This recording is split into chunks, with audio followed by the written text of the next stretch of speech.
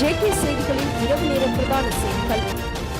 வடக்கில் மீண்டும் திறக்கப்பட்டுள்ள ஆணையிறவு உப்பு தொழிற்சாலை தற்போது பேசு பொருளாக மாறியுள்ளது.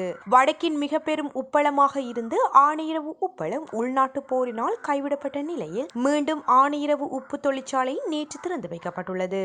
இந்நிலையில் ஆணையிறவு உப்பு என்ற அடையாள பெயர் ரஜல்லுனு என மாற்றம் செய்யப்பட்டுள்ளதாக பெரும் சர்ச்சை எழுந்துள்ளது. இந்த நிலையில் ஆணையிறவு உப்பு எனும் அடையாள பெயரை உறுதி செய்யுமாறு நாடாளுமன்ற உறுப்பினர் சிவஞானம் ஸ்ரீதரன் கோரிக்கை விடுத்திருந்தார். அத்தோடு ஆணையிறவு உப்பு உற்பத்தி தொடர்பில் மக்கள் விஷனம் தெரிவிக்க வேண்டிய தேவை இல்லை என அமைச்சர் ராமலிங்கம் சந்திரசேகர் தெரிவித்தார். இவ்வாறு இது தொடர்பில் தமிழ் அரசியல் தலைமைகள் உட்பட மக்கள் வரை பலர் தமது கருத்துக்களை முன்வைத்து வருகின்றனர். இது தொடர்பில் விரிவாகவும் அடுத்த கட்டம் தொடர்பிலும் மற்றும் இது குறித்து அரசின் அடுத்த கட்ட நடவடிக்கை தொடர்பிலும் விரிவாக ஆராய்கின்றது என்று செய்திகள் குறிப்பிடப்படுகின்றன. நாட்டில் உள்ள இளைஞர்களுக்கு இடையே HIV தொற்று அதிகரித்து வருவதாக சுகாதார அமைச்சகம் தெரிவித்துள்ளது. கடந்த வருடத்தில் 15 முதல் 24 வயதுக்கு இடைப்பட்ட 115 பேருக்கு HIV தொற்று உறுதிப்படுத்தப்பட்டுள்ளதாக தேசிய பாலியல் நோய் மற்றும் எய்ட்ஸ் தடுப்பு பிரிவு தெரிவித்துள்ளது.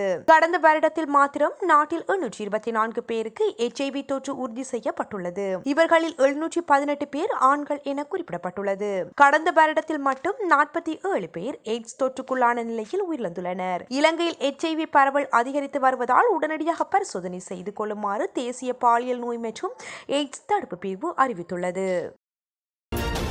அடுத்த ஆண்டு நாட்டில் தேங்காய் பற்றாக்குறை ஏற்படக்கூடும் என்று தென்னை ஆராய்ச்சி நிறுவனம் கூறுகின்றது. தென்னை ஆராய்ச்சி நிறுவனம் சுமார் 100 மில்லியன் தேங்காய்கள் பற்றாக்குறை ஏற்படக்கூடும் என்று மதிப்பிடப்பட்டுள்ளது. ஆண்டுதோறும் சுமார் 3000 மில்லியன் தேங்காய்கள் தேவைப்படுகின்றன. மேலும் பற்றாக்குறையை நிவர்த்தி செய்வதற்காக 200 மில்லியன் தேங்காய்களுக்கு சமமான தேங்காய் பால், தேங்காய் பவுடர் மற்றும் குளிர்ந்த தேங்காய் கூழ் ஆகியவற்றை இறக்குமதி செய்ய அனுமதிக்க அரசாங்கம் முடிவு செய்துள்ளது. இந்த ஆண்டு ஜனவரி மாதத்தில் நாட்டின் தேங்காய் உற்பத்தி 32.3% கணிசமாக குறைந்து 167.8 மில்லியன் தேங்காய்களாக குறைந்துள்ளதாக இலங்கை மத்திய வங்கியின் புள்ளிவிவரத்துறை தெரிவித்துள்ளது. சட்டவிரோத ஆட்கடத்தல் தொடர்பாக இலங்கையைச் சேர்ந்த 2 பேரை கோசோவா போலீசார் கைது செய்துள்ளனர். கோசோவாவின் ஜிலான் நகரின் பெர்லெனிபெச்சே கிராமத்தில் நேற்று இந்த கைது இடம்பெற்றதாக போலீசார் தெரிவித்துள்ளனர். ஒரு வாகனத்தின் சாரதி போலீசார் தன்னை கவனித்ததை உணர்ந்ததுடன் வேகத்தை அதிகரித்து தப்பிச் செல்ல முயன்றார். அருகிலுள்ள இடத்தில் வாகனத்தை விட்டு இறங்கி ஓடிவிட்டார். அதே பகுதியில் ஆவணங்கள் இன்றி 2 ஆண்கள் இருந்தனர். அவர்களிடம் மேற்கொண்ட விசாரணையின் போது அவர்கள் இலங்கையைச் சேர்ந்தவர்கள் என்றும் அந்த வாகனத்தின் மூலம் செர்பாவியாவில் இருந்து கோசோவில் நுழைந்ததாகவும் தெரிய வந்தது எனவும் போலீசார் தெரிவித்துள்ளனர். விசாரணையின் போது குறித்த வாகனம் செர்பியாவை சேர்ந்த ஒருவருக்கு சொந்தமானது என்பதும் தெரிய வந்துள்ளது. இதேவேளை கைது செய்யப்பட்ட இலங்கையர்கள் நீதிமன்றத்தில் முன்னிலைப்படுத்தப்பட்ட போது 2 வாரங்கள் கோசோவில் தங்க அனுமதி வழங்கப்பட்டு விடுவிக்கப்பட்டனர். இந்த விவகாரம் தொடர்பான மேலதிக விசாரணைகளை முன்னெடுக்கப்பட்டு வருவதாக அறிவிக்கப்பட்டுள்ளது.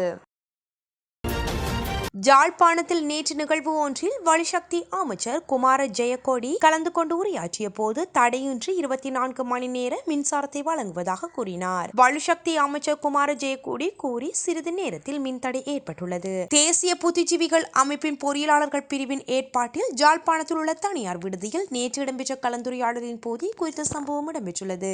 இந்த விடயத்தை ஊடகவியலாளர்கள் வெளிப்படுத்தியிருந்த நிலையில் ஊடகவியலாளர்களை நோக்கி வந்த இளங்குமரன் MP ரிப்பை நிற்பாட்டி விட்டு மின்தடை என்று கூறுகின்றார். நான் என்ன அப்ப கோப்பையா என அவர் சீறினார். இதனிடையே ஊடகவியலாளர்கள் மின்சார துண்டிப்பு தொடர்பில் மின்சார சபையுடன் தொடர்பு கொண்டு செய்தினை உறுதிப்படுத்தினர். பின்னர் உண்மையிலேயே மின்தடை ஏற்பட்டதை உணர்ந்த நிலையில் ஊடகவியலாளர்களிடம் மன்னிப்பு கோரினார். இதனைத் தொடர்ந்து கருத்து தெரிவித்த ஊடகவியலாளர்கள் நாம் செய்தினை வெறுமனை உறுதிப்படுத்தாது வெளிப்படுத்தப்படவில்லை. நீங்கள் நாடாளுமன்ற உறுப்பினராக இருந்து கொண்டு முதலில் மின்சார சபை கேட்டுவிட்டு ஊடகவியலாளர்களுடன் இவ்வாறு பேசியிருக்க வேண்டும் என தெரிவித்துள்ளார்.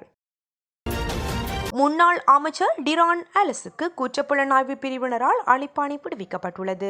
வாக்குமூலம் ஒன்றை பதிவு செய்வதற்காக முன்னாள் அமைச்சர் டிரான் அலஸை நாளைய தினம் குற்றப்புலனாய்வு பிரிவில் முன்னிலையாகுமாறு அழைப்பு விடுவிக்கப்பட்டுள்ளது. 2023ஆம் ஆண்டு மாத்தறை வெலிகமவில் உள்ள ஒரு ஹோட்டலுக்கு அருகில் நடந்த துப்பாக்கிச் சூட்டு சம்பவத்தின் போது கொழும்பு குற்றப்பிரிவைச் சேர்ந்த ஒரு போலீஸ் சார்ஜென்ட் இறந்தது தொடர்பாக வாக்குமூலம் பதிவு செய்வதற்காகவே டிரான் அலஸ் அழைக்கப்பட்டுள்ளதாக தெரிவிக்கப்படுகின்றது. சம்பவம் தொடர்பான தகவல்களை முன்னாள் அமைச்சர் அறிந்திருக்கலாம் என்ற சந்தேகத்தின் அடிப்படையில் வாக்குமூலம் பதிவு செய்யப்பட உள்ளதாக தெரிவிக்கப்படுகின்றது. ஏற்கனவே இந்த சம்பவம் தொடர்பாக பதவி இடைநீக்கம் செய்யப்பட்டுள்ள போலீஸ் மா அதிபர் தேசபத்து தென்னக்கோன் விளக்கமறியல் வைக்கப்பட்டுள்ளமையும் குறிப்பிடத்தக்கது. தமிழீழ விடுதலை புலிகளுக்கு ஆதரவான குழுக்கள் தற்போது மீண்டும் தலை தூக்க ஆரம்பித்துள்ளதாக நாடாளுமன்ற உறுப்பினர் அஜித் பி பெரேரா எச்சரித்துள்ளார். அரசின் ராஜதந்திர செயற்பாடு குறித்த அனுபவமின்மையே பாதுகாப்பு படையினர் மீது தடை விதிக்க ஏதுவாக அமைந்துள்ளது என்றும் அஜித் பி பெரேரா இதன்போது குறிப்பிட்டுள்ளார். அவர் மேலும் தெரிவித்துள்ளதாவது: முன்னாள் ஜனாதிபதி ரணில் விக்ரமசிங்கவை அல் ஜசீரா செய்தி சேவை நெருக்கடிக்கு உள்ளாக்கி திட்டமிட்டு செயற்பட்டிருந்தது. இதன் பின்னணியிலும் தமிழீழ விடுதலை புலிகள் ஆதரவாளர்களை காணப்படுகின்றனர். மீண்டும் புதிதாக அதனை தோற்றுவிக்க செய்வதற்கு அவர்கள் முயற்சிக்கின்றனர். தமிழ் மக்களுக்கு அநீதி இழைக்கப்பட்டது, தமிழ் மக்களுக்கு எதிராக யுத்த குற்றம் இழைக்கப்பட்டதாக தெரிவித்து அதனை தமக்கு சாதமாக பயன்படுத்திக் கொள்ளும் குழுக்கள் வெளிநாடுகளில் வாழ்கின்றனர். சிலர் தமிழீழ அரசை தோற்றுவிப்பதற்கும் மேலும் சிலர் தமிழ் மக்களின் பிரச்சனைகளை விற்று பிழைப்பு நடத்துவதற்கும் முயற்சிக்கின்றனர். அவ்வாறானவர்கள் பலமிக்க குழுக்களாகவும் உள்ளனர். உலகில் பல முக்கிய பதவிகளை வகிப்பவர்களாகவும் அவர்கள் காணப்படுகின்றனர். குறிப்பாக ஐரோப்பிய நாடுகளிலும் கனடா போன்ற நாடுகளிலுமே இவ்வாறு அவர்கள் உயர் பதவிகளை வகிக்கின்றனர். தற்போதைய அரசாங்கத்தின் ராஜதந்திர செயற்பாடுகளில் கவனீனமான போக்கு மற்றும் அது குறித்த அனுபவமின்மையே பாதுகாப்பு படையினர் மீது தடை விதிக்கப்படுவதற்கு ஏதுவாக அமைந்துள்ளது. இது மிகவும் பாரதூரமான நிலைமையாகும். ஐக்கிய மக்கள் சக்தியின் தலைமைத்துவத்தில் மாற்றங்களை ஏற்படுத்த வேண்டிய தேவை தற்போது கிடையாது.